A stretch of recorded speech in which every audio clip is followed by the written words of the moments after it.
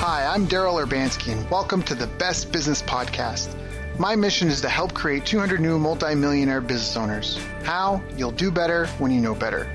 In my interviews, you'll hear from self-made millionaires, seven-figure business owners, authors, and world-class experts sharing how they did it so you can too without experiencing the same obstacles they did. Now, if you like this interview, please share it with a friend you think will benefit. They'll appreciate it, and I will as well. You can also connect with me on social media. Look for Daryl Urbanski, D-A-R-Y-L, Urban Ski, U-R-B-A-N-S-K-I, and add me so we can be friends. Now sit back, relax, and enjoy what I've prepared for you right here, right now. Hello everyone, welcome and thank you for joining us. I'm Daryl Urbanski as always. Today we have a very special guest, and I know they say that often, and it's because everyone I bring on board, they really are heavy hitters, they really are people who have accomplished great things, and they really are people who have a lot of value to give us. And today I'm very, very honored by our guest. Here we're joined by Jermaine Griggs. He's the CEO and founder of HearAndPlay.com, a company that's helped tens of thousands of people learn how to play music by ear without having to read sheet music. He also has a couple of other endeavors, but just some of his accolades. He's two-time Marketer of the Year, once with Infusionsoft, another time with Marketing Sherpa. He's recognized as a man of character by the Boy Scouts of America. He's a self-made man with a multiple seven-figure business. In my honest and sincere opinion, he's in the top 3% of marketers in the world, and I say that having spent personally almost $100,000 on coaching and consulting and books and courses and seminars and conferences. Jermaine really knows his stuff. He's a marketing automation guru, a direct response guru, a branding guru. He's a great father, a great husband, has 3 beautiful children. And when Jermaine talks, everybody listens. And I really hope that you pay attention, you take some notes. I'm going to try and get as much out of his head as I can on this call today, but I know you're going to have a great time because he's got a phenomenal personality. Jermaine, thank you for joining us. Hey, Daryl, I am thrilled to be here, and I do a lot of these interviews, but not a lot of them with people I consider good friends of mine, so this is just an honor for me. Yeah, it's some feelings mutual, bud. So, yeah, you're right. I mean, we're good friends, and I know your story pretty well, but for the people that are listening in here, maybe could we talk a little bit about how you got started? Because it's just such an awesome story, man. Yeah. I appreciate that, but yeah, I consider myself like an old young man at this. You mentioned my Hear and Play business. I mean, that officially got started 15 years ago, but the story really starts at least 7 years before that. So I'm one of those like childhood entrepreneurs, and every once in a while you hear a story, and you know the guy got started at 7, 8 years old. Well, I feel like I qualify for that story because for me it actually started when Grandma, she won this piano off The Price is Right, and some people may have heard it if you follow me or see me in the Infusionsoft community. But she won this piano in the 70s, even before I was born. And this piano is like an emblem in our family to this day. And I would just grow up admiring her play it and just picture like an old lady playing like she had this church gospel style that meets Ray Charles's blues. And she would like tap her right foot. And then I would go beat on the pots and pans. I'd take out like pots, boiling pots, and put them on the couch and make drumsticks out of whatever I could find, tree branches. And there we were, like a little duet, Grandma and her grandson. And so one day I actually hopped on that piano and found out that I, too, had a knack for playing it. And started with Disney songs and then started with church songs because I was just born and raised in the church, so played a lot of church songs. And then a couple years after that, created a kids group, and we would travel around the local community singing church songs and then playing for church. And then that escalated into parents wanting to have their kids learn under me. So I'm a teenager with like a little, mini practice, if you will, a piano studio, traveling to people's homes. And then someone said, you ought to put this on the internet. And back then, I mean, we're talking AOL 2.0, 2.5, and so modem connection, 14.4K. A lot of people don't even know what that is. It was funny. I know. That story, but it was funny the other Where was it? No, you weren't there. No, you were there. We showed your kids cassette tapes, and we were like, "What are these?" And they had no idea. So anyway, before the That's internet true. we have now, there was dial-up, and it was slow. It was clunky, black and white computers. Anyway, sorry, keep going. I just thought that was. No, that's right. That was the landscape in which, I launched Hear and Play August 6th, the year 2000, and it was with the vision and dream to introduce to people my style of playing and to really be a resource to all the players out there that didn't go the traditional routes, that didn't learn sheet music. Maybe Beethoven and Bach, it didn't resonate with them because, playing in the church or playing in bands, playing in situations where you're free to just or need to play on your own and play what you feel, well, yeah, create. There's not really a lot of resources out there for that. And even to this day, you can get into debates with people saying you should read sheet music versus playing by ear. So I wanted to cater to the play by ear. Thus the name Hear and Play. And that was the dream. That's how we got started. But it wasn't easy in the beginning. I know you're probably going to ask me about that, but that was it. I started, 20 some odd years ago, and here I am 15 years after that at 31 doing the same thing with a passion for teaching the world how to play not just piano now, but guitar, drums, organ, singing, and really going to change the way people learn with our next invention. So just looking forward to that. But I know you're going to ask me about some of the challenges because I don't want to paint the picture that it's always been easy, right? But like Grandma said, not where I want to be, but I'm so thankful I'm not what I used to be. Yeah, no, that's true. And we've all had a lot of challenges, and I know some of the ones that you've gone through. What were some of the big ones? Because, back in the day, before you went online, is that where you were getting most of your order sales from? Or how, because you were in university at the time, and I think in the beginning you said, you were selling maybe 20 of your workbooks a month or something, and that was online, but were you just just selling them at the church, or how else were you trying to make sales in the early days? Well, in the very early days, the sales came from my actual students. I didn't know what the word leverage meant back then, but it's not surprising that today I'm like the automation guy and the leverage guy, because back then I said, I don't want to teach the same stuff every week to these knucklehead kids. I didn't call them knucklehead kids, but you get the point. I didn't want to show up every week. My personality wasn't, I'm an entrepreneur, I'm a fast starter, I don't stay focused like that, so to do the same thing, I quickly noticed I need to put this in a workbook. So that's how I actually got the concept for my first product. I already had it in the local community, and I just kind of reshaped it to sell it online. And so we put that online August 6, 2000. I had my first order by October. Only a couple months went by, I had my first order. And I remember it like it was yesterday. And then a month after that, I'm up to about 5 orders a month. So, I sold them for like $50-$60. You're talking just a few $100s. And I'm still in high school, not even university. Right. And then I'd go to university, and we get up to about 10 orders a month. And my girlfriend, who's my wife now, she'd help me go buying the books. And we're on-demand shipments. The order came in, we go bound them, go to Mickey D's, have some lunch, and then I'll drop her off at home. That's right. Hey, you're probably a king back in that day. You got a business, you're in high school. What I love about your story, though, is that you had something that you verified offline, that you had students, it might have been grunt work, I guess, in the beginning, but you're like, it was what I was already teaching, but I needed a way to keep yourself consistent, and you put it in the manual, and then you went and put it online. I just like how grassroots and organic that was in the early days and how you started. Right, and it really speaks about just getting things in motion. Success is attracted to activity. It's not that you got to know all the answers.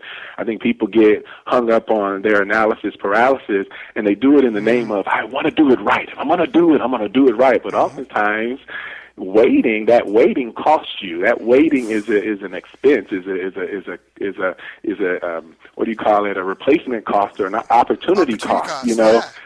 By waiting in the name of research and planning versus me, I was willing, and maybe my age has something to do with it, my naivety, but I was willing to just get out there and do it, even the wrong way, because you can always correct something in motion, but you can't do anything that doesn't exist yet. So just do it. Like Nike says, just do it. And I did at 17 years old. I did it. I had 5 sales and then 10 sales. But again, I had bigger sights. You're talking about a kid who had been doing business for at least, 7 years, selling stuff, and I sold Avon. I didn't even talk about that with you. I was that kind of kid. So that 5-10 orders, I saw more than that, Daryl. So that was my struggle. I didn't have any money. I only had $70. That's what started Here and Play with $70. But beyond that, I didn't have money to put in marketing, or not that there was even that many pay-per-click engines to work with. I think we had GoTo.com. This was even before AdWords. That gives you a perspective. It was GoTo.com. It was like the pay-per-click of choice. Right. But I didn't even have the money. It didn't even matter because I didn't have the money. So I think one of the biggest problems is that time versus money pendulum. And, oftentimes when you don't have the money, you have the time. And so you have to seek out ways and very creative guerrilla strategies to do things. And once you get that first set of money, it's what you do with that first set of money that comes in. Rather than getting excited and spending it, that money has to be reinvested back to get you to that paid side as quick as possible, because the free side is, there's no leverage there. It takes time, it takes resources, energy. You oftentimes burn out trying to do things on the free side, where on the pay side you get that immediate scalability. So really the challenge is getting to that paid side right away, and your economics can do that for you. And so that's kind of where I was at 17, and it didn't happen for me until 18 months after that. Got it. And, and I really like what you said there is so brilliant, because, this was pre-Google, but advertising is advertising. And I really think this is an important point, because everyone's all about crazy about online marketing.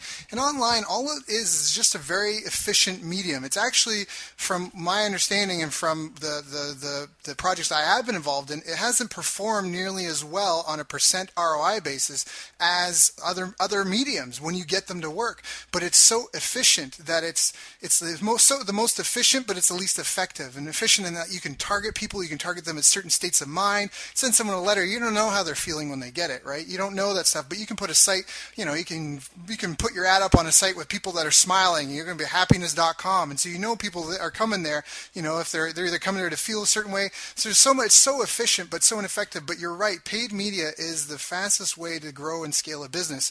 And it's funny, because I literally just before this interview was just chatting with a potential client he's in Spain right now, and he's hitting the same thing. He's doing all this free stuff and this JV stuff and this strategic alliance stuff, and he's just sitting on the fence because he's just like, he's like, I'm not sure if I want to try to make paid traffic work. And the problem with that is, if you're an organic person, if you have like a location in a mall, and then you're dependent on the foot traffic that comes through there, who's driving the foot traffic? If you're not controlling that, then you've got very little control over your business and the results you're going to get. If you're in the search engine, the Google search engine, and you're ranked second or first, and there's only 10,000 searches a month, then you're limited by that. And the same thing if you have JV partners or strategic alliances, how often can they promote you without exhausting and annoying their people? But if you can get paid media to work, now you can start looking for pockets of people like in the universe, like all over the country. You can reach out, and now you can access the churn. And the churn, by that I mean all the new people coming into the market, and because people constantly churn, they come in and out of the market, and it's really hard to access those people if you can't pay to be in front of them and be like, again, in these pockets of where they are. And anyways, just to speak to what you said, because I think it's so important what you said, and so many people miss that. And you are like a guru at that. What was your EPC for the campaign for your launch? You had like a 232 EPC? When was this? My latest automation clinic launch, it was like 227, and it was a small list compared to my Here and Play, just a couple thousand people, but the money that we generated without any JVs, without any partners, without anybody mailing, no solo broadcast, just a couple thousand people on a list, a targeted list of Infusionsoft users in the automation community. And when you did the math on revenue to people engaged in that campaign, or per click, $227. Which is awesome. And compared to what, $5 or $6 EPCs, right? Yeah. And here in place, not too far away, the numbers work obviously different there, but relative to, cost per click and cost per lead, that's profitable. And back to what you said, I totally agree. I'd rather take the control and the autonomy, like that foot traffic scenario, having to rely on the mall's marketing or the amount of people coming in versus having the power and the freedom to generate, customers, clients, business at will. And that's the thing that gives me freedom. I know not every entrepreneur feels the way I feel, and like yourself, going to bed at night, because I go to bed with peace of mind. I never have to think, what if my customers don't come tomorrow for Hear and Play? What if I'm just living a dream? Where do all these customers come from? There are people that go to bed and have no idea where their customers come from. Maybe they've got some buzz, maybe something went viral on social media, maybe they got on Oprah, maybe they've got some publicity, and they do. They tip that tipping point, but they really don't know where their customers come from. They're living a dream, but it still bothers them at night because they don't have that control. And at any given day, there's that feeling that, what if all this goes away? But see, I never feel that way. If Hear and Play disappears, if Automation Clinic disappears, I feel I have a talent and a skill to go create. And that's the difference between proactivity and reactivity. I'm proactive about it. So I think moving to that paid, and even bigger than that, just being able to convert, just studying conversion and sales and persuasion, that's probably the best thing that a budding entrepreneur can do, is just learn how to sell and how to convey and communicate in a way that makes people desire and want your product and move them to action. And when you develop that skill, you can almost fill in the blank of what you're offering and what solution you're solving. So that was something I didn't know in the beginning, though, Daryl, because when I first put up my website, what is the normal thing to do? Well, you get these catalogs in the mail, and you're like, okay, I'm going to put a photo. So I took a photo of my books, and then I did 4 sentences, like 300-page workbook and CD teaches you how to play the piano, act now, and then I crossed out the retail price, and I put the sale price, and then there was a PayPal button, which was X.com back then. Some people don't know that. And then they click to buy. And even that, doing it that way with 4 sentences in a book, thinking, the catalog model, even that still produced 5 to 10 sales a month. But my tipping point was when the advice that I'm giving out right now, I took that advice, I stumbled onto direct response marketing, and that was all she wrote. Yep. That's awesome. Yeah, and you made, just with some enhances and changes, you started just doubling and tripling your sales and growing and growing. But what were some of the early challenges you had? I mean, you've been through all the stages of a business, through to maturity. Kind of what were the biggest upsets for you, the biggest challenges? Because exactly like we said, there's always them. If you ever see someone that it looks too easy, there's something wrong with the picture. It might be that easy for them now, but you know what I mean? Like, there's I just want to say that for people, because I hear that a lot. People are like they try to put me on a pedestal, and I'm like, don't put me on a pedestal. I'm just active. Like, that's it. Like, I fail all day, every day. And I know I don't know if you do that much anymore with your campaigns, but I know in the beginning you probably had campaigns that you do, and you're like, well, there's no sales from that, but whatever. And it's just getting back up to bat, and it's day by day stacking those bricks. It's how you build a wall. Sorry, back to you, but what were some of the big challenges that you had with Hear and Play, like from the early days kind of on? Right. Well, back to that free versus paid, pendulum. I'm only swinging on one side of that, as a teenager, so I don't have any money. And so it's just the frustration and the speed at which, the sales and the revenues come, and it can be discouraging. I think, age had a lot to do with it, being in a position where, I could wait, we're talking 16 months here, and, somebody well off into maybe a career or a day job or 9 to 5, they're not willing, they may not be willing to wait, 16 months. Most people give up. They give up. They hear these gurus talk about making money overnight, and when they don't make it overnight, they surrender. They give up. They fall back. They go back to status quo. So, whether you're young, whether you're old, it doesn't matter. I think the thing is the same. You got to be committed. You have to try things. You have to be willing to fail. So for me in the early days, I was having to do a lot of message board interaction, and I would have to post on forums. I started news groups. I started Yahoo groups. I did a lot of link directory adding of my website. They had free-for-all link pages back then, which don't exist today. Bulletin boards, chat rooms. I mean, it was all that AOL 2.0 stuff that existed for us. But I started a list at Yahoo Groups. I was a moderator. That was my early version of Aweber and Infusionsoft, because it would house my list, and as moderator, I could mail that list.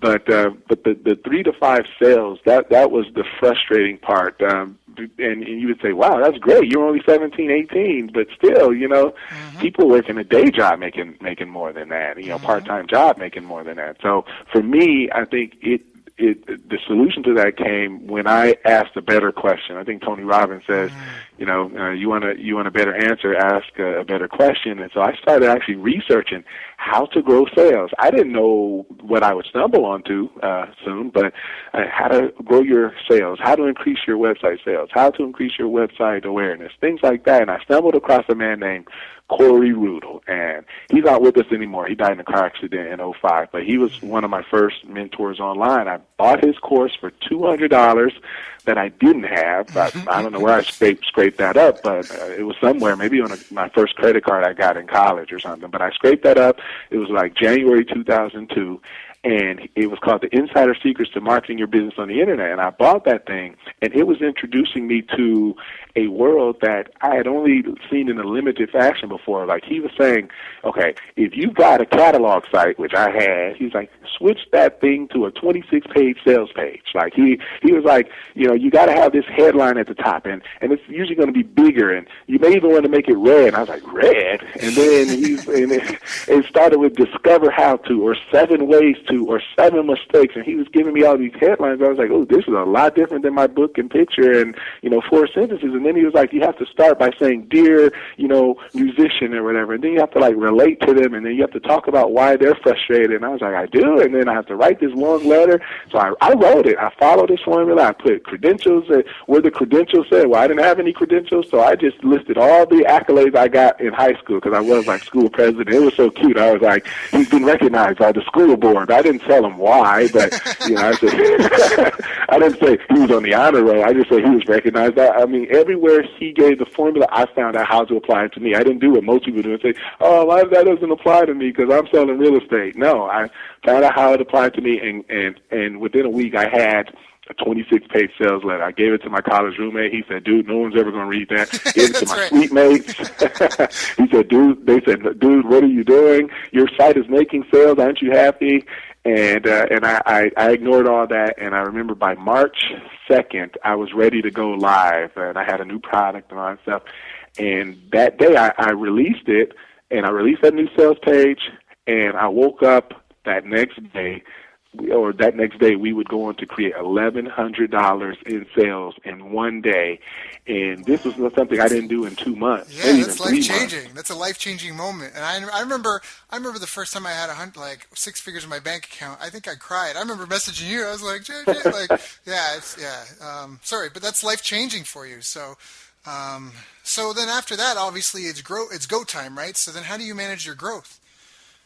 Right. So finally, that day was my turning point from the free side of the pendulum, which is the slow way to grow, to now I have, $8,000 which I never had more than a few $100s in the bank. So now I have $8,000, and then it grows to $10,000, and then that day, at 18, 19 years old, I've got more money than I can deal with. To me, that's a lot of money coming from where I grew up, So now I immediately recognize, I think it was chapter 7 or something, he starts talking about the leverage of paid media, and he starts talking about pay-per-clicks. And again, I don't even think Google AdWords came out until maybe that year it came out, or maybe the year before, but we're talking infancy stages of all of this. So I go to GoTo.com, which became Overture, which became Yahoo Search Marketing, which now is Ad Center. So that's the evolution of that. And I start bidding on words, 10 cents, per click. And it would even show you what your advertisers are bidding back then. It was much more easier than now. You could see 9 cents. Okay, I'm going to come in at 10. Right. And now the traffic starts coming in consistently, 500 visitors a day. And we're getting 5, 7 sales, sometimes 10 sales a day. So, we're at like $300, $400 a day now, a consistent, six-figure annually. And that's where everything I learned now, this was like I don't know what phase you could call it, but that's where we started our affiliate program after that. And we started getting those kinds of partners. And then we started our organic SEO. We hired an SEO company. And so the big deal there is when you make your transition, you've got to be smart with how you use that money. Mm-hmm. And you have to reinvest that money in your early stages. It's not the time to party. And we went like on a Catalina trip and all that stuff. But when I came back to my senses, I was like, I need to put this money back into the business. And that's what I did, and we were able to grow it, from the $200,000 to the next year like $400,000, and then we would hit 7 figures, and then we would hit multiples, and then we would branch off into other instruments and genres, and I would branch off to doing business speaking and speaking from the stage and automation clinic, and that's kind of the start. And here I can turn around 15 years saying I'm still doing that same thing, and many people can't say that. No, and that's something. There's a common theme to your story as well. It's just, first of all, it's just hours invested and kind of some pig-headed determination and mentorship. And you and I, we both sign checks that we can't cash just to get the information we need so we can implement and do what we need to do. And it's not the right decision for everyone, but if it was something that for both of us, I think were turning points. And it definitely doesn't seem easy. That's a really good logical progression. What were some of the upsets that you had? What were some did you ever have was there any big fears in when you were growing the business? Were there concerns? How did you know what to reinvest your money into, like in the growth? Because I think that's something that a lot of people are thinking right now, and they hear you like reinvesting it, they're like, okay, well, where do I put it? Right. Well, for me, I guess I was naive and enough to take one man's course or program, and I think it was 20 chapters in that. And when he said, do this, I did it. Now, people wouldn't know Corey Rudo back then. Some people maybe listening won't have the benefit of being around that time. So you're talking a guy who's making $7-8 million in 1999, and then his business would go to like $25-50 million at his death, even without him being around, and then it would dissolve because you know how that works when the founder goes. But he was the man. He put it this way. InternetMarketing.com, he owned that domain name. Like, he owned that. That's like owning cars.com. He owned his profession. He owned it. So everything he said, if Chapter 3 was start an affiliate program and here's the software you need to go buy, well, what do you think Jermaine did? I had the money. That wasn't the problem now. I had some money to put into it. I bought his Associate track. I bought what he told me to. And then when he said, go to goto.com and here's how to bid on your words, I bought it. When he said, you need to invest in organics and here's the directories to get on and pay the annual fees, I bought them.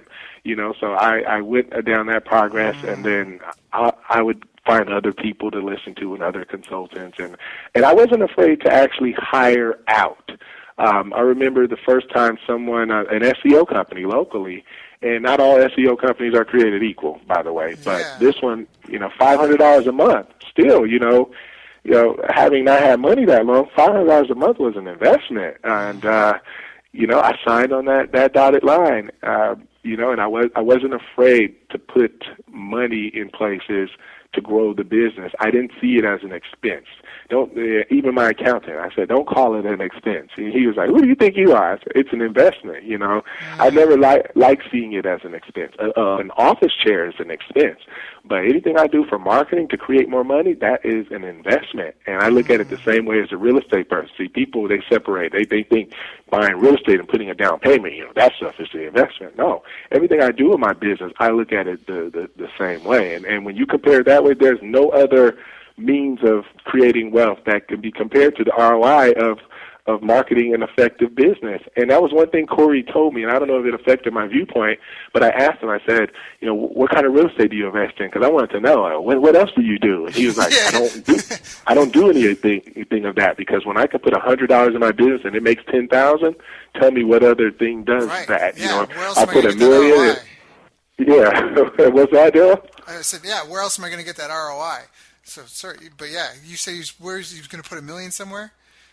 Right. Yeah, well, for him, in his language, he puts them in somewhere and it turns into 10, And there's something to be said about long-term and appreciation and that stuff. But, he got me thinking in the early time, like, he's like, stock market, these people are making 10% of their money. Jermaine, with what we know, we can make 10,000 times on our money, 10x. Very easily, that's not hard to do, So that's kind of where I went. Now my challenge is, I was always in school. I told people, as of 2005, I was a full-time student. So my business was never my 100% full focus. Turning in these papers and staying true to my commitment to my grandma to graduate, college and become a lawyer, because she didn't get this here and play in here. What's this website? Music and play in here and what? Cut and dream? Like, she just, every time she thought because it had an and in it, she had my name right. I was like, Grandma, here and play. And it's always that dreamer having to, convince his family that this is what I'm doing. Laugh at me all you want. This is it. Right, because they can't see it, right? They don't see it at all. They can't see it. Yeah. Right. They can't see it. So I had to hire family. I mean, well, not family. That's what I did. That was a struggle. But I had to hire people. Now, those people, you could synonymously take people and put family because that's what I automatically did. I hired family. So that was my huge struggle. 19 years old, managing my own mom, my sister, my aunt, my friend in college. And so that created a struggle. Now, the marketer becomes the manager, and anybody listening to me that can relate knows that marketer doesn't automatically equate to manager. Entrepreneur doesn't mean C-level, manager or executive. Those things, they aren't the same thing at all. In fact, they're oftentimes two different people, the visionary, and then there's the how guy, or girl. And that was a struggle for me, getting an office and now having like 6, 7 employees and managing and payroll, and those things came in and actually slowed me down. It was like I longed for the day when it was just me, But that everybody hits that, and then you get to this. You get to this, and I remember 2007, I actually cleaned house. I fired everybody except for 2, Yep. And that was a hard day, bringing like all your aunties one by one. It was like I had, in my head, I was like, okay, 30 minutes, like 11 o'clock, okay, I got to fire Aunt, so-and-so. 11:30, I got to fire, my mom. And then 12, and I know that sounds bad. It sounds bad listening to it. I mean, I still helped her out outside of the business, but I remember that was one of the hardest days of my life. Because it wasn't working. I mean, it was like you clean house and your marketing still works. So why are these people around, just twiddling their thumbs and having office drama? So I learned that at an early age, and I probably would not hire people very, very close to me. And I think there is a fear of outsiders for some entrepreneurs, and I have that fear till this day. Yeah, no, and that's awesome. And you mentioned a couple of things here that I think, like, where did leverage really step into it? Like, what were some of the key leverage points? Because that was one of the things that I really admired. I mean, first of all, I first saw you were on stage, and that was when you won Marketer of the Year. For Infusionsoft, but I remember, first of all, I was like, wow, this guy's actually built what everyone talks about. I can't believe it because I've never seen it. It's been this white elephant unicorn that people talk about, but no one really seems to show. It's like they never tell you what's open the box, but they just keep telling you what's in there. And you were like, here's the box, almost even like you're doing now on this call. But another thing that really, really impressed me was just what you said before about leverage. Do you have any, like, I don't want to put you on the spot, but like, do you have any like rules about leveraging that? Like, because when you do something, anytime you do something in marketing or anytime you create any kind of content, and I just went through this with a friend who was planning a special promotion, and we had a conversation about like, what's your goal? How much money do you want to make? And then we reverse engineered what like resources they had, and there was no way they could make that in this one-off promotion. And then my suggestion was to not do such a restricted promotion if that was the goal. Instead, do something that they could, right, like something that had a longer lifespan that could, you know what I mean? Like instead of just rushing to get a Valentine's Day promotion in and make $100, if your goal is to make 10,000, then let's build a campaign that will actually make $10,000. And so, but you're so good at that leverage mindset. I mean, for people listening to the call, Jermaine is like the only person I really know that lives the 4-hour work week. Tim Ferriss does not live the 4-hour work week. He wrote the book, but if you know how that book got launched, there was, and this is because I mean, by all means, a ton of respect for what he's built, but he didn't build that with 4 hours a week. He was like going to conferences and seeking out bloggers, and like he was like hustling to get that off. And maybe he was making, enough money to kind of, just, and I know guys that do that too. They live in Thailand, they make a couple $1,000s a month, and they're living like kings, but that's not something you can retire on, and it's not like a legacy you can build and give to your children. For you, with what you've built, if like heaven forbid, let's knock on wood, if you were to pass away, but your family wouldn't know what to do. They wouldn't know how to shut anything off. Your marketing's running. Like the world wouldn't even know for like a couple of years. And so when you create content, do you have anyways, I'm rambling, but how do you, I don't know, can you share some of your insights around leverage? Because whenever you do something, you you're like an Indian that will kill a buffalo and use everything on it. Like when you create something, you get 15 uses out of it. Yes, that's my philosophy, and it goes back to how I came up in this. As a full-time student, never always having to make sure things were efficient. Managing people, having to make sure I had systems and things in place. I would accidentally fall into that stuff. But yeah, these days, like Jim Rohn says, I'd always begin with the end in mind. So if I'm producing content, I'm like, okay, I could write the content.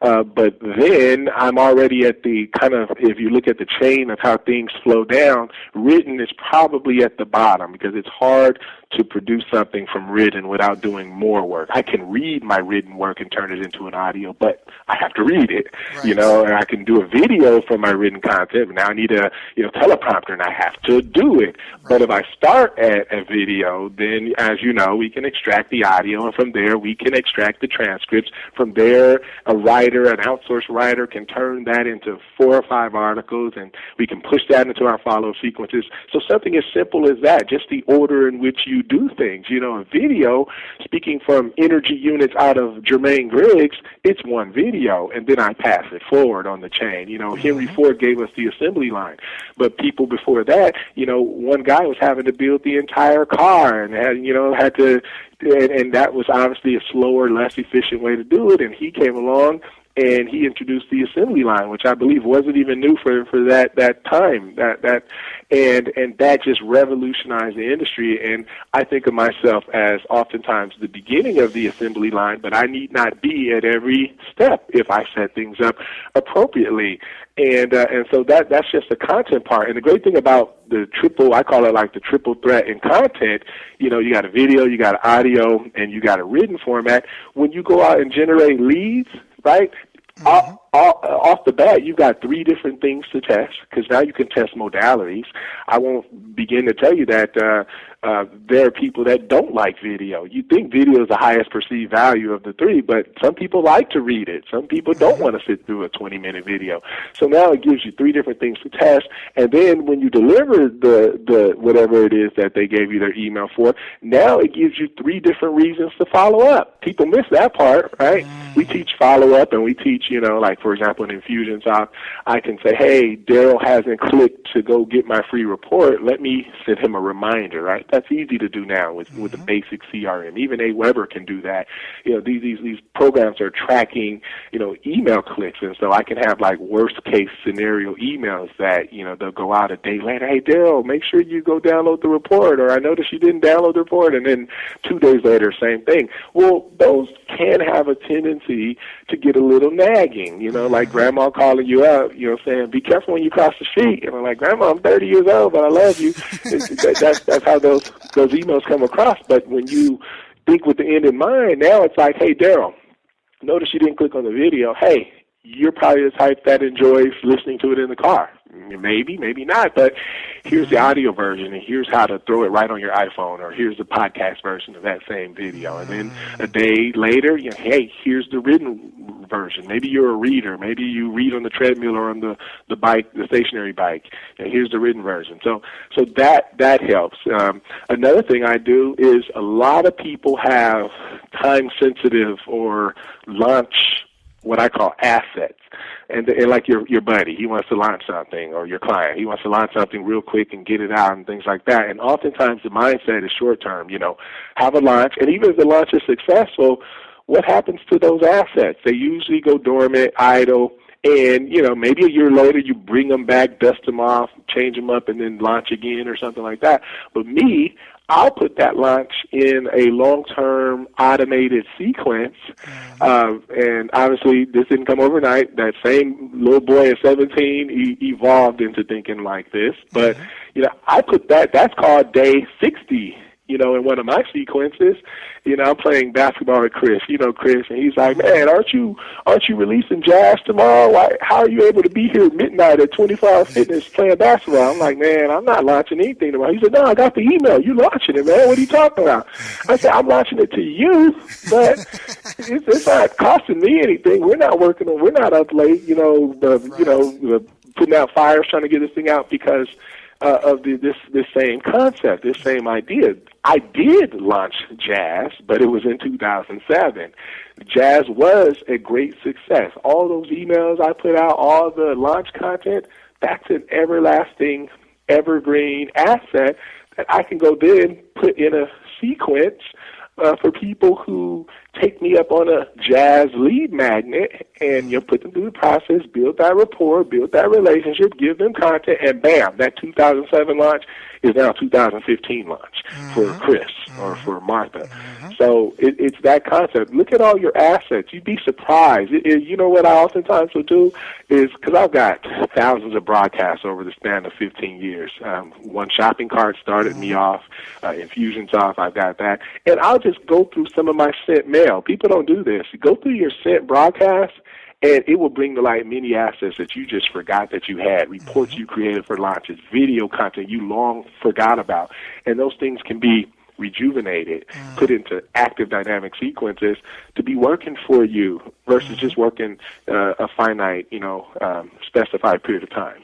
No, that's that story of Acres of Diamonds, where, the guy, grows up on a farm, and every night he dreams about discovering some diamond mine and becoming rich and famous. And so when his parents pass away and he inherits the farm, he sells it and travels the world in search of finding this diamond mine. And 8 years later, he's back in his hometown. He's broke. He's a little desolate, disgruntled, and he's at this coffee shop or diner that he grew up at, and he's reading the morning paper, eating, and he's realized the guy he sold his parents' farm to discovered a diamond mine on the under the soil, and it's that whole Acres of Diamonds. You don't know what you got because you don't look. And so I just love that. And for some of the people, again, because I think this applies to a lot of different businesses, and obviously we're talking a lot about internet marketing stuff, but the internet's just a medium, because I've done, I've worked with people who have a small business, and they do some sort of half off sale, or I don't know, some sort of sale, some sort of promotion. It works great, and they make all this money, and they're great.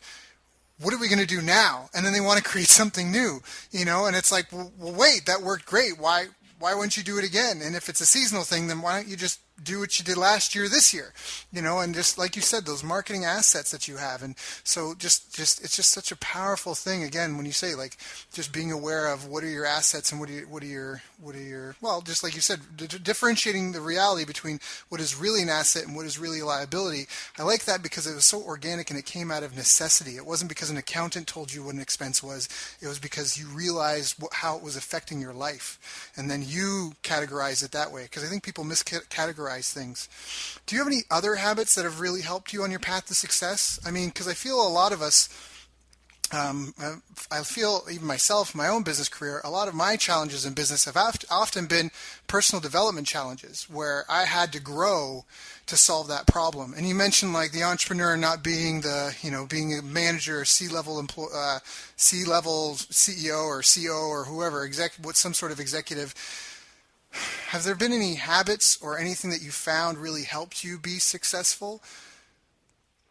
Yeah, when I compare, to other entrepreneurs that I know and just people I've rubbed, shoulders with, I think really investing the time. Like if you come over, most people will notice I own, clearly over 1,000 books. And I can't say I've read all of them, but they're on my list, and I've read a good number of them. And by golly, I'd rather have books surrounding me than DVDs. So even for nothing but the, osmosis, it's just good.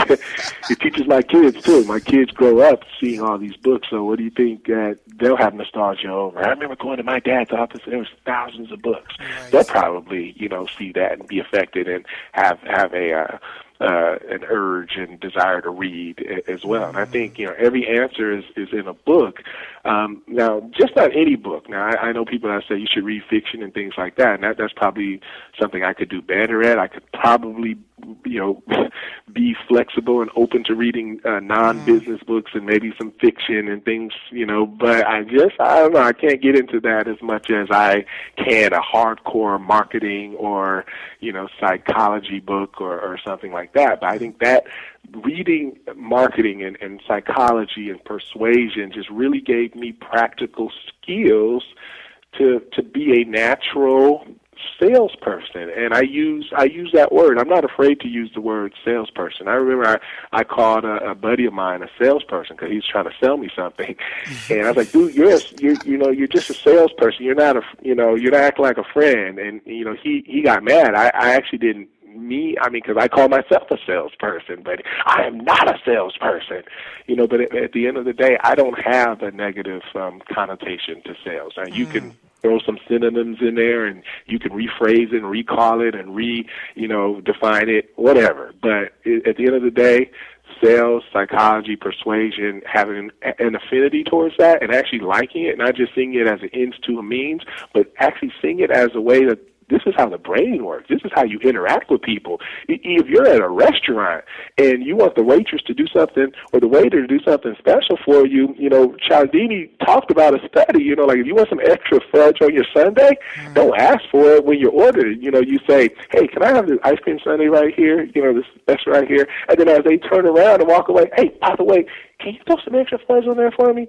And they're likely to say yes there because they've already, taken your first request. There's this commitment and consistency. But if you throw in all your requests in the beginning, they're going to say, ooh, that's going to be extra 50 cents. That's going to be an extra $1 for that. Is that all right? And then you're going to say yes. So now you paid the extra $1.50. But just the order in which I find that fascinating. It's not just marketing and sales and headlines. It's life. It's how to get what you want, just in the regular run of the day, because a lot of people are scared of the word no. There are people that are going into an employment interview, taking a college entrance interview or law school interview. These books, help you in just the everyday run of life, and I think that made a big impact. Being a reader and just having a depth of knowledge at something. There's that argument, generalists versus specialists, and we know someone in our Facebook group for my company who he's a self-proclaimed generalist, and there's value in that as well. And generalists, they make great consultants because they know a lot. They know a lot of stuff. But I found it very helpful to be a specialist, and not just a specialist in anything, but a specialist in marketing. So I go really, really deep into marketing and my extent of knowledge of marketing. But to be honest, what that does is it makes me very, very surface level and ignorant in other areas. So ask me what sports teams are playing right now. Ask me who's winning, who's on the way to the Super Bowl.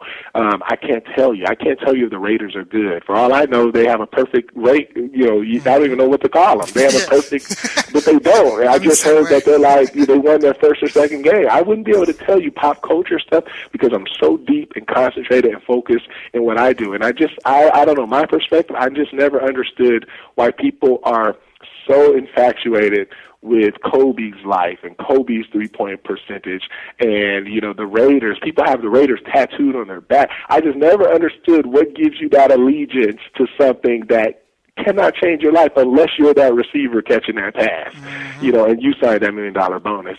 I've always been infatuated with my own story, creating my own story, and creating and improving the lives of my family and those around me and my constituents and my customers. And so that gives me a very narrow focus. And to be honest, it's kind of hard to hold a regular conversation with a regular person because I'm deep in one field, and I wouldn't have it any other way. No, I agree on you. First of all, Jim Rohn said you can't read the book you don't, the book you don't own you can't read, and the book you don't read can't help you. And so I fully believe in that. And and I mean, even if you only read a chapter, at least you got something from that book. And if you don't have it, and you're like, there's so many times where I pull off a book on the shelf, zoom through the table of contents, find what I need, and that's it. And that might be the only purpose that book serves me. But for $10, man, that was a great investment. And I know exactly what you mean about osmosis, because there's so many nights where I fall asleep in my bed surrounded by books, and I would feel like it's like sleep learning. It doesn't work, but you just feel that sort of pride. And it's true. I mean, that's in Think and Grow Rich. The 13 principles. One is specialized knowledge, and that's how you're going to get good at something. I mean, Malcolm Gladwell in the book Outliers talked about 10,000 hours, and as scientists have determined that 10,000 hours is what it takes to become world class at anything, at any sport, any profession. That no one's born naturally gifted, and to put 10,000 hours into something, that means you're taking hours away from something else. And I have a personal theory that I don't think that there's anything in the world. I think there's only two states of existence, and that's growth and decay. And if you're not growing, like when you're studying for a test, you're consuming information about it, your knowledge about that is growing. You take the test, you stop studying, you start forgetting things about it, and it's decaying. And I feel that's part of why specialized knowledge is so important, because it helps you push through and make progress in that direction. And so exactly like you said, surrounding yourself with the books, all that stuff, I'm fully wholeheartedly behind you in that. I forget how I was going to bring up that, interject with the growth and decay, but I think that's really important because, when you're saying you don't watch TV and you don't watch sports, when you watch those, the only thing that's growing is that, your knowledge in that. When I watch 30 hours of a TV show, the only thing that's growing is my knowledge about that TV show.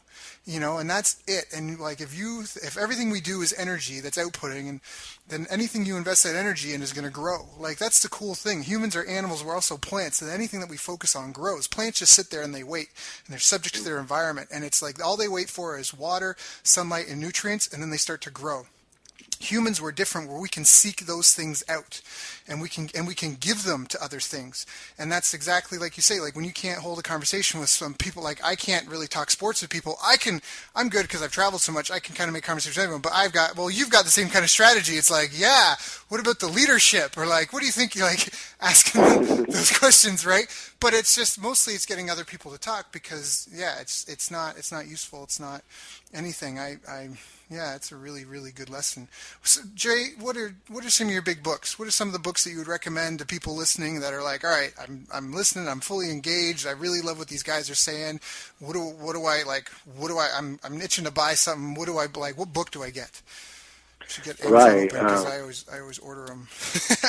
Right. I mean, there's a number of books. If someone's really sold on this idea of being a world-class marketer, salesperson, writing compellingly, being able to communicate in ways that make people desire whatever it is, that you want to persuade them in, or you want to show in a great light. It could be politics, it could be selling products, it could be services, it could be convincing people to join your team. Anywhere where persuasion is needed, people like Dan Kennedy, anything that he authors, I love Dan Kennedy.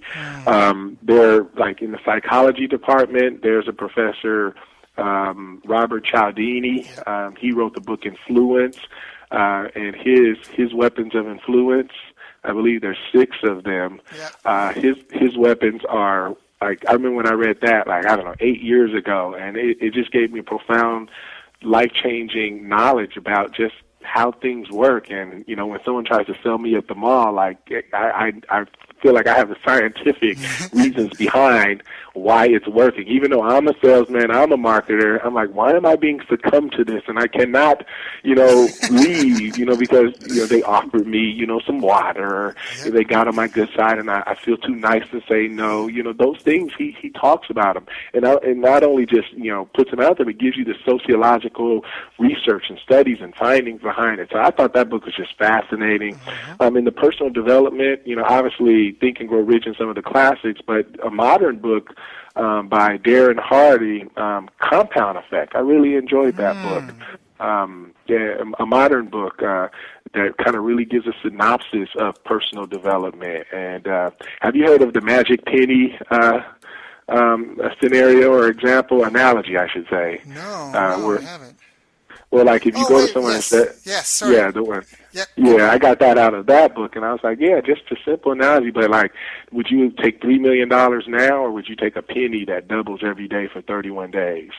And most people probably would take the $3 million, or they don't want to do the math, because that penny, day 2 is only worth 2 pennies, day 3 is 4, and then 8 pennies, it's still like by day 5, it's only 16 cents, and then like day 6, 32 cents. I think like the first week, it's still only like $8 or something like that, or nothing at all. And then, by day like 20, it's like 300,000, and then like by day like 28, it's like $1 million, and then like by 29, it's 2 million, and then by 30, it's like 4 million or something like that, and then by day 31, it's like, it doubles. I think it gets to about 5 million. So don't quote me on the exact day. I'm not a walking database, but the concept is 31 days, that penny turns into like $5 million versus that 3. So you almost get 100% difference by going, compoundedly, if you will. I think that ties into what we talked about with investing your time, like how you love investing your time in books and diving deep in that. I think that compounds in the same way, that over your life, that's another Jim Rohn quote, like, success is just the right habits done every day. Failure is the wrong habits done every day. Because you have that compounding effect, almost like the penny doubling. When you were saying that, I was thinking about all the books that I've read, and I'm like, wow, like every day it's just one foot in front of the other, one foot in front of the other. Next thing you know, you've walked 10,000 steps. And it's the same thing with all the books. So anyways, that was my own epiphany as I was buying Darren's book. No, absolutely. He gives so many analogies. He's like, even when you talk about just giving that extra inch, like Tiger Woods wins first place, the winnings might be like he might, get $10 million in winnings, but then second place is like only $1 million. Like, just the difference between first and second is so much difference in reward, but when you actually compare Tiger to like the second place, it's only like 1 or 2 strokes that make them different, So it's like that extra stroke, that extra little inch. But then being first, the reward is so much, greater. And then he talks about the trajectory of a plane. If you just like move the nose of a plane like 5%, and you leave from California headed east, you'll end up in Boston or something like that instead of New York, But I just like the way he used real world analogies. So that's like my modern personal development book. And then like in a really like database marketing, if any of that stuff appeals to anyone out there, there's a book by Jim Noble called Drilling Down, and that is like the best. It's an $80 book, but think about it like buying a $2,000 course on a discount, because that's what I really feel about that book. And so those are a couple categories to keep folks busy. But for me, it's usually business, psychology, personal development, and I'm trying to get more into biographies and things like that, because I have a lot of them. But I don't know, I just like the practical stuff up until now, just nuts and bolts. Yeah, I'm the same way. So. Now, what's you've given some awesome content, Jay. Thank you so much. What are you doing now? What are you excited about now? What do you have going on? What's happening in your world? What's new, and what are you building and promoting? And well, funny thing you mentioned, my 4-hour work week. I certainly, like, the last at least 3-4 years have been like a mini retirement.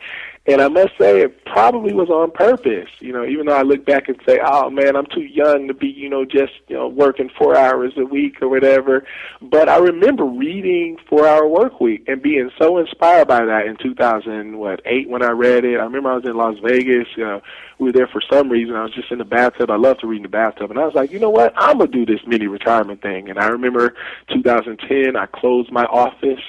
And I went virtual, and I didn't want to be tied down anywhere. We closed the office for 4 years. We just now brought the office back with a real physical team. I went through that period. I had kids. I already had one daughter, but we had like 2 kids in 1 year. It felt like it was like they're like back-to-back Irish twins.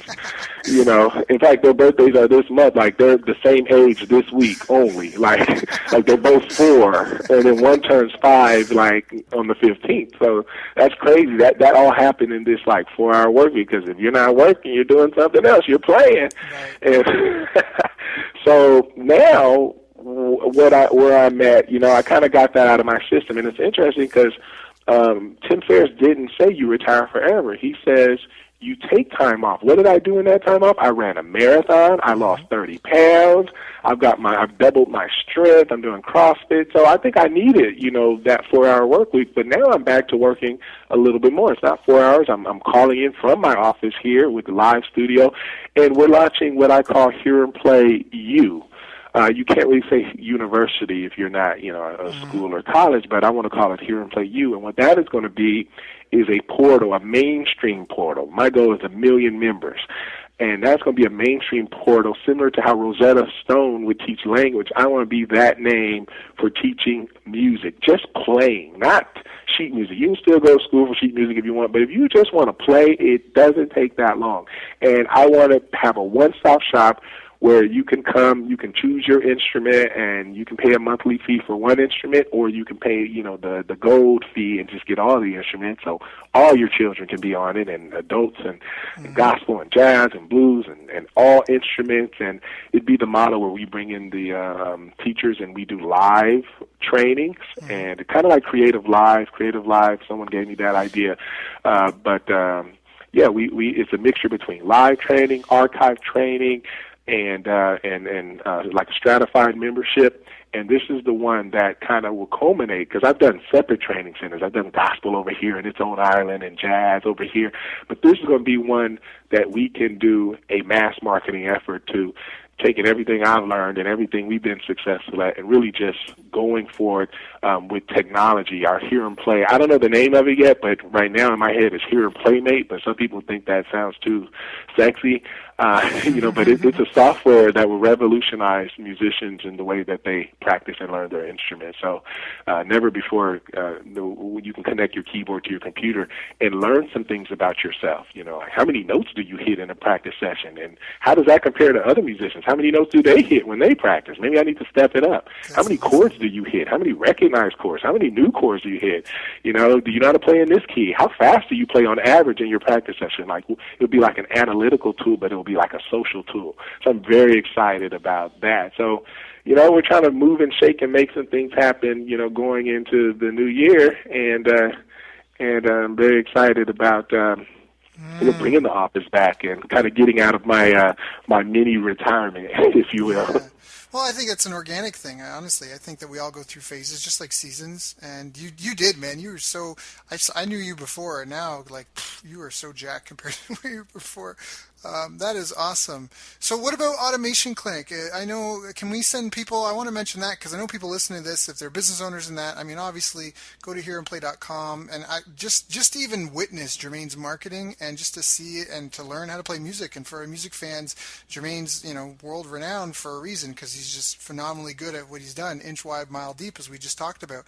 But for other people as well, you definitely would want to check out automationclinic.com just to learn some of the tricks and ninja stuff that he does, because what Jermaine just mentioned, again, I don't even think he really realizes it, but he talks about this like software that he's coming out with. He is so good with the tech side of stuff, and he breaks it down so simplistically, and he has a bunch of tools that you can use. I would just strongly encourage you to just check it out. Again, even if only for the free stuff, go to automationclinic.com, hearandplay.com. Yeah, Jay, is there any other way they can get a hold of you, or just those are probably the best ones? Yeah, those are good. And then if for the business side of things, or if I said something to tickle your ear, you know, as it relates to automation or just, you know, setting up leverageable systems, I do have a free video sequence. There's 4 videos, one after the other, at automationvideos.com. Again, automationvideos.com. and there you can see some things to get you going as it relates to setting up repeatable processes in your business, setting up systematic processes, having things work for you, having emails go out at opportune moments, having expiring offers and one-click upsells, and we got Christmas cards going out. How to just have all this stuff. I call it circular marketing. How to just surround your customers with different multi-channels and modalities, because most people are only using one. They're using email, but there's at least 15 other ways to surround your customers. Just yesterday my cell phone was going off because people are replying to their Monday Music Minute text message. That's a 3-year program of a free text message that goes out every Monday that I set up 5 years ago. But you get on it, you get a text message from me until well into the future, automatically. That's just one of the 15 ways, right? So we're in their purse, we're in their pocket, we're in their email, we're on their phone, we're in their mailbox, we're a part of their birthday, we're on their mantle because of the Christmas card, we're in their coffee because we send gift cards, we're everywhere. We want to be front of mind. We want to be in their conversation that they're having. So automation videos will tell you how to do all that stuff. That's awesome. That's awesome. Jermaine, thank you so much. I value and appreciate you as a mentor, as a friend, and as just a role model of what's possible when someone really just focuses and dedicates himself to business. You gave some really good lessons here just through your own story and your own example. You're just a phenomenal human being, and just thank you for joining us today. Hey, the pleasure was mine, Daryl. Thank you, and I hope your audience gets something out of this. Oh, I'm sure they will. You've reached the end of our interview. Now, first, let me thank you for listening. I appreciate and respect you more than you'll ever know. And now I'd like to ask you a couple of questions. First, what 3 lessons did you just learn? What 3 aha moments just jumped out at you? Second, what can you implement for yourself and your business in the next 24 hours? Third, what can you give to someone else to help you with, or give them to just do it for you? Whatever it is, remember, taking action is the secret sauce to results. Now, if you think this interview would be helpful for a friend, please give them a link to it. It'll help them and it'll help me too. I'd also like to invite you to help me find out more about the challenges you're facing, your dreams, your goals, and how I can help you overcome what's holding you back. We both do better when we know better, and your success is my success. So please reach out and interact. You can visit our website, bestbusinesscoach.ca for Canada or California, where I'm from and where I'm living. You're welcome to also try out one of our paid programs. You can find us on YouTube, Facebook, and pretty much every other social media channel you can think of. You should also subscribe to the podcast, and if you're enjoying them, please leave us a nice review. It really helps. That's all for now. Once again, thank you. Take care of yourself, and remember, the world needs the best business you can build. And I believe in you.